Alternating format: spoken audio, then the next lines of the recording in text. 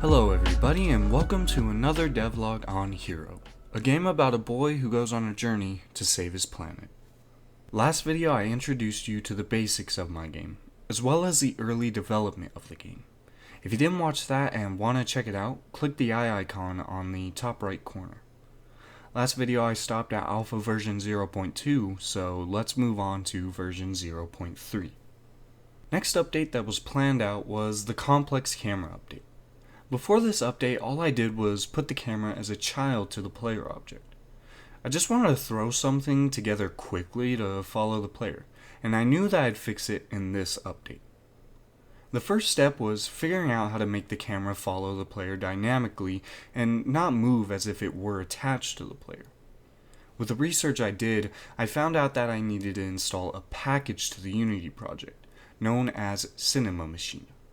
This gave me the ability to limit where the camera can and can't go, set how far on the X and Y axis the player can go before moving the camera, and set the speed at which the camera moved.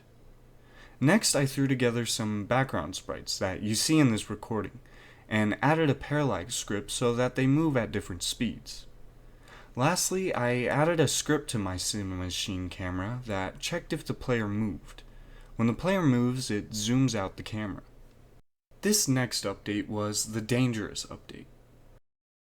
I added player health and a game object that increases the health by 1 when the player collides with it.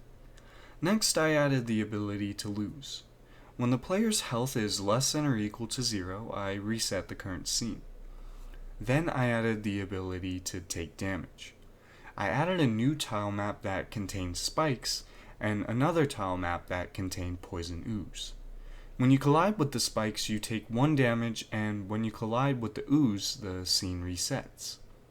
I added a damage buffer to the player so that the player doesn't take damage every frame, but instead has to wait for a timer to run out. So far, working on this update was easy, but now I had to add enemies and enemy AI. I made these 2 sprites a while back and quickly made the squid sprite. The turtle and the bunny were very similarly designed, but the squid was different.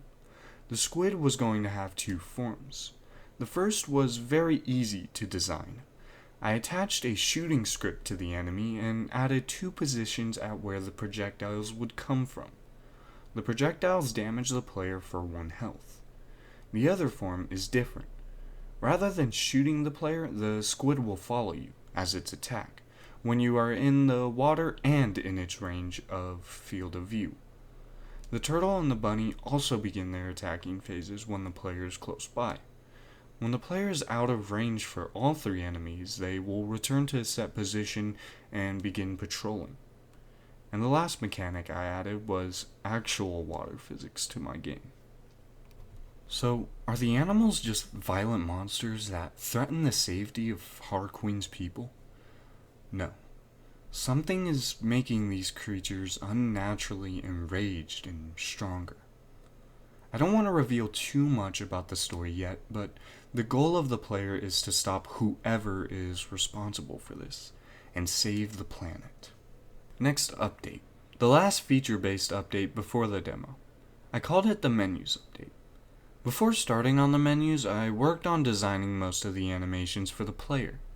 In doing this, I learned a lot about how complicated animations can get, and how they can quickly multiply. Certain things like shooting up and down will not have functionality in the demo. Even without animations, they still needed a little bit more thought and polish. Another thing that changed is aim will be cancelled whenever the player begins crawling or climbing. You'll not be able to shoot or aim while in those 2 states. Also, instead of using Unity State Machine to handle my animations, I decided to just code it in myself. The code might be sloppy and even have some redundancy, but it gets the job done. Next, I added a main menu to the game. In the demo, the load button is taken out since there's no manual saving, so hitting the play button will just load your previous game. If you want to restart, there is a button for that in the demo. Next up, I added a HUD that shows the player's health during gameplay, and added the ability to pause with the escape key. The pause menu can take you back to the game, back to level select, or back to the main menu. Now, the last feature that is left to talk about is the level select. My vision was something like Mario Bros, where you can move around in an environment, go to a level, and select it. This vision did not come true. What I'm using works for what it is, but I'm mildly disappointed with it not being what I wanted. I tried really hard to set it up, but nothing worked, so I had to resort to this. The demo is out. Before you go and play it, I still want to talk about a few more things.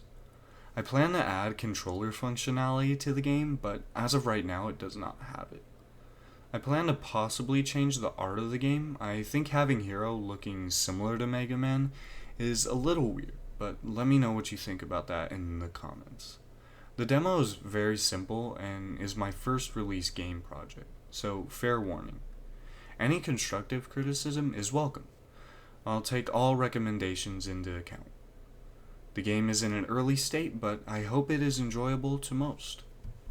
So, yeah. The first official demo to my game Hero is out now.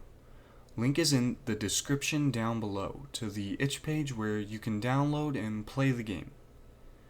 Thank you so much for joining me. I've been your host, Indie Dev Dylan, signing out.